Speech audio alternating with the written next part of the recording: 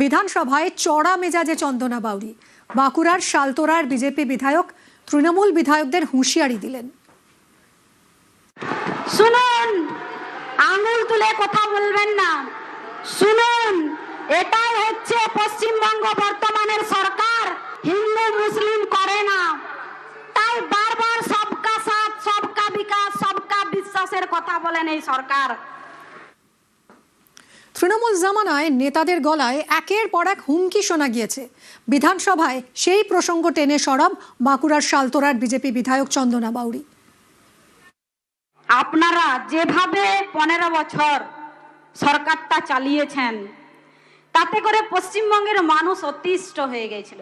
আপনাদের সরকার যখন চোরাম চোরাম গুড় বাতাসা কেটে ভাগীরথীতে ভাসিয়ে দেব, সেই তখন তো আপনারা কোথায় ছিলেন? কোথায় ছিলেন আপনারা? তখন তো কেউ বলেননি এই বিধানসভাতে যে না, বলবেন না। আমাদের সরকার গণতন্ত্র প্রিয় সরকার, তাই এখনো পর্যন্ত আপনারা সুরক্ষিত আছেন।